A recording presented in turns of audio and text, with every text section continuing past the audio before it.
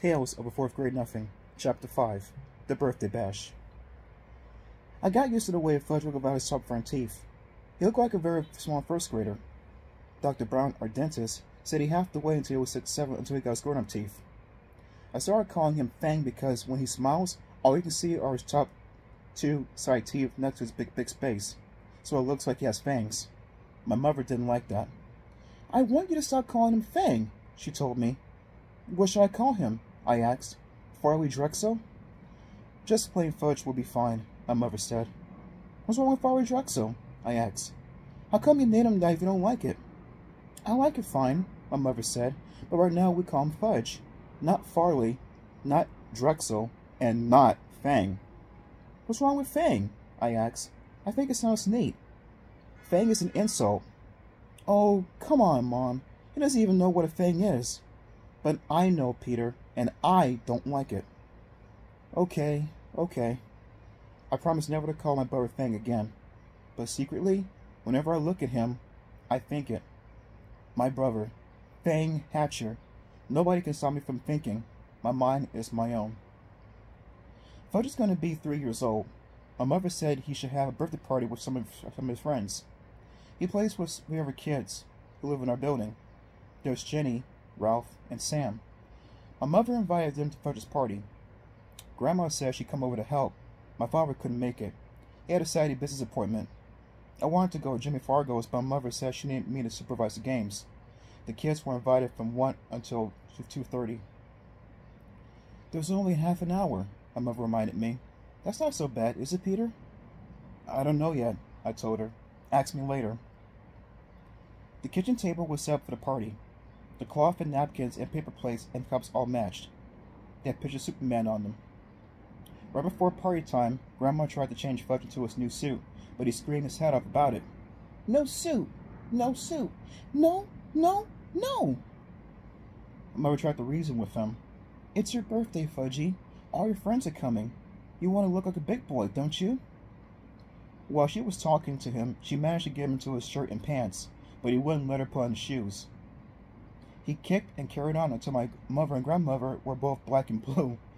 Finally, they decided as long as he was in a suit, his feet didn't matter, so he wore his old bedroom slippers. Ralph arrived first. He's really fat, and he's not even 4 years old. He doesn't say much either. He grunts and grabs a lot, though. Usually his mouth is stuffed full of something. So the first thing Ralph did was wander into the kitchen. He looked over for something to eat, but Grandma was guarding the place. She kept telling him, No, must wait until the other children come." Jenny arrived next. She was wearing little white gloves and party shoes. She even carried a pocketbook. Besides that, she had on dirty jeans and an old sweater. Her mother apologized for her old clothes, but she said that she couldn't do anything with Jenny lately, especially since she had him taken to biting. "What does she bite?" I asked, thinking about furniture or toys or stuff like that. "She bites people," Jenny's mother said, "but you don't have to worry about it unless her teeth go through the skin. Otherwise, it's perfectly safe." I thought, poor old Fudge. He can't even bite back since he hasn't got any top front teeth. I looked at Jenny. She seemed so innocent. It was hard to believe she was a vampire. Sam came last. He carried a big present for Fudge, but he was crying. "It's just the stage he's going through," his mother explained. "Everything scares him, especially birthday parties. But he'll be fine, won't you, Sam?" Sam grabbed his mother's leg and screamed, "Take me home! Take me home!" Somehow, Sam's mother untangled herself from Sam's grip and left. So at 1:05, we were ready to begin. We had an eater, a biter, and a crier. I thought that 2:30 would never come. I also thought my mother was slightly crazy for dreaming up the party in the first place. "Doesn't Fudge have any normal friends?" I whispered. "There's nothing wrong with Fudgy's friends," my mother whispered back. "All small children are like that." Grandma got them seated around the kitchen table. She put a party hat on each kid's head. Sam screamed, "Get off! Get off!"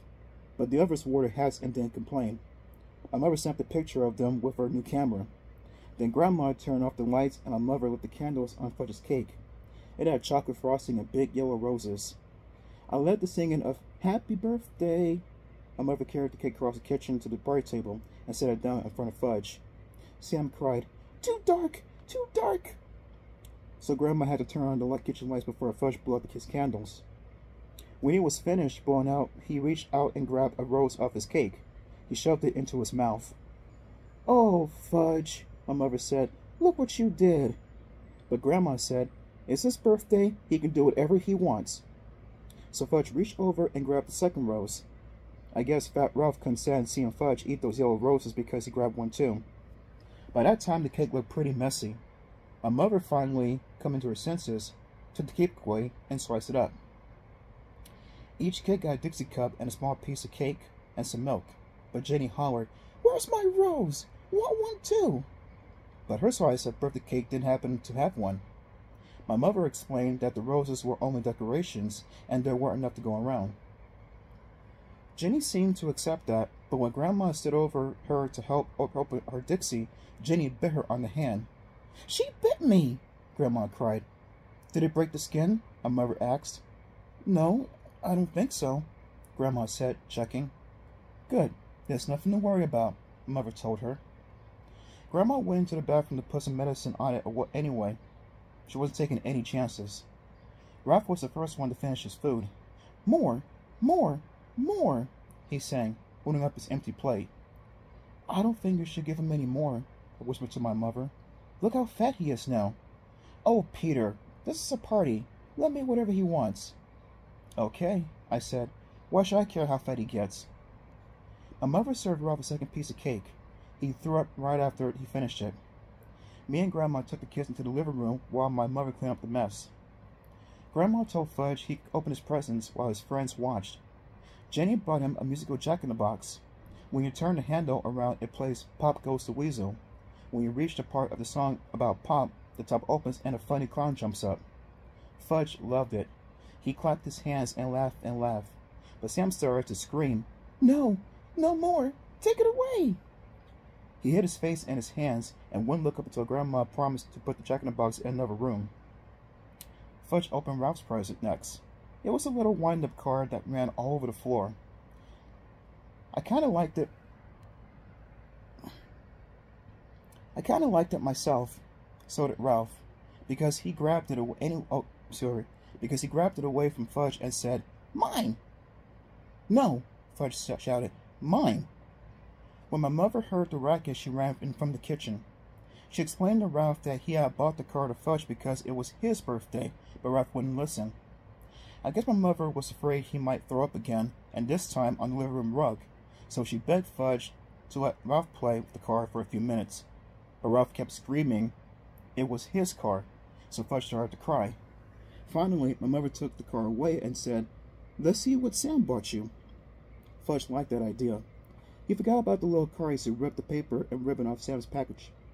It turned out to be a big picture dictionary, the same kind that Yarby's brought me a couple months ago. Fudge got mad when he saw it. "No!" he yelled. "No more book!" He threw it across the room. "Fudge, that's terrible," my mother said. "You mustn't do that to a nice book." "No book," Fudge said. Sam cried. "He doesn't like it. He doesn't like my present. I want to go home. I want to go home." Grandma tried to comfort Sam while my mother picked up the book. She gathered the wrapping paper and ribbons and cards together. Fudge didn't even look at any of the birthday cards. Oh well, he can't read, so I guess it doesn't make much of any difference. "Peter," my mother said, "let's start the games. Now. Quick." I checked the time. I hoped the party was almost over, but no, it was only 1:30. Still an hour to go. I went into my room where I had blown up all of the balloons. My mother has this party book and it says 3-year-olds like to dance around with balloons. When I got back into the living room, Mom started the record player and I handed each kid a balloon. But they just stood there looking at me. I thought, either the guy who wrote that party book is crazy or I am. "Show them how, Peter," my mother said. "Take a balloon and demonstrate." I felt like one of the world's greatest living fools dancing around with a balloon, but it worked. As soon as the kids saw me doing it, they started dancing too. And the more they danced, the more they liked it, until Jenny's balloon popped. That nearly scared Sam right out of his mind. He started yelling and crying. Fortunately, I blew up 2 dozen balloons. I was hoping they'd dance around the rest of the afternoon. Fudge got the idea of jumping up and down on the furniture. The others liked that too. So instead of dancing with the balloons, that's what they did. And soon they were running from room to room, yelling and laughing and having a great time. Then a doorbell rang. It was Mrs. Rudder. She was in the apartment right under us. She wanted to know what was going on. She said it sounded like her ceiling was about to crash in on her any second. My mother explained that Fudge was having a little birthday party and which one she liked to save for a piece of cake. Sometimes my mother is really clever. So Grandma entertained Mrs. Rudder in the kitchen while Fudge and his buddies jumped up and down on his new bed. It was delivered this morning. Fudge hasn't even slept in it yet, so naturally my mother found out what they were up to. She was mad. "Stop it right now," she said. "New bed. Big boy," Fudge told her. Was he proud. "You won't have a new big boy bed for long if you don't stop jumping up and on it," my mother told him. "I know. Let's all sit down on the floor and hear a nice story." My mother selected a picture book from Fudge's bookshelf.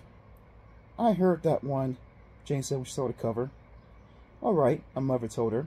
"Let's hear this one." She opened another book. "I heard that one too," Jenny said. I thought my mother was about to lose her patience. She chose the third book and said, "We'll all enjoy this one even if we know it by heart. And if we do know it by heart, well, we can say it together." That's just what Jane did. And when Mother skipped a page by mistake, Jenny was right there to remind her. If you ask me, my mother felt like biting Jenny by the time. When the story was over, it was 2 o'clock, and Ralph was sound asleep on the floor. My mother told me to put him up on Fudge's new bed when she took the rest of the children back to the living room.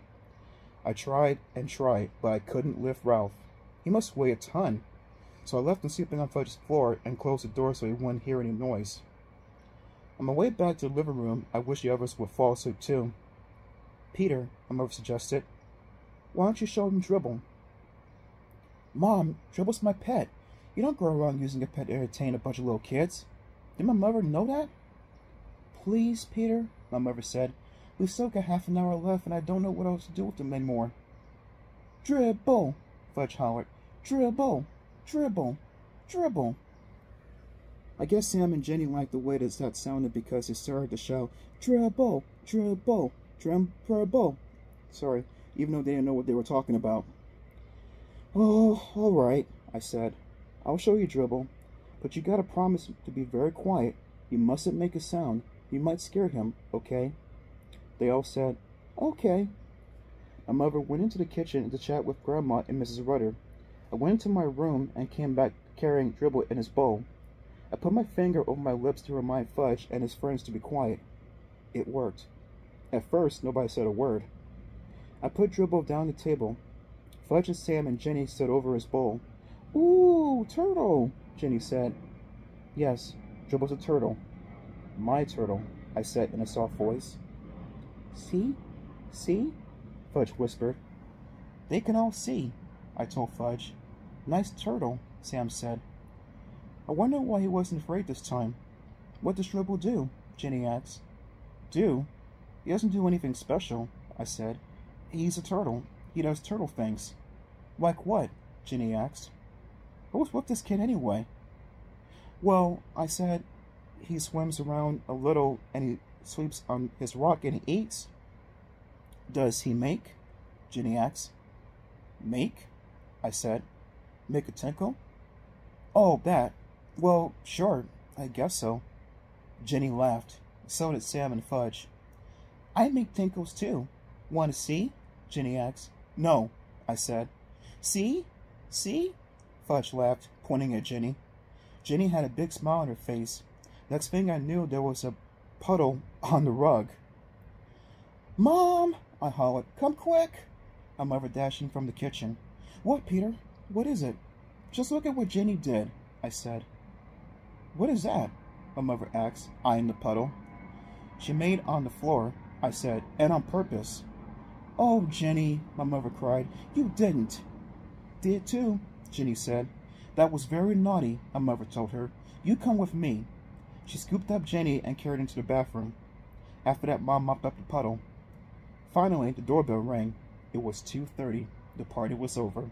I could hardly believe it. I was beginning to think it would never end. First, Ralph's mother came. She had to wake him up to get him out of the apartment. I guess even she couldn't carry him. Next, Jenny's mother came. Mom gave her Jenny's wet pants and a baggie. That was all she had to do. Jenny's mother was plenty embarrassed. Sam's mother came last, but he didn't want to go home. Now that he was used to us, I guess he liked us. He cried, "More party! More!" Another time, his mother said, dragging him out of the apartment by the arm.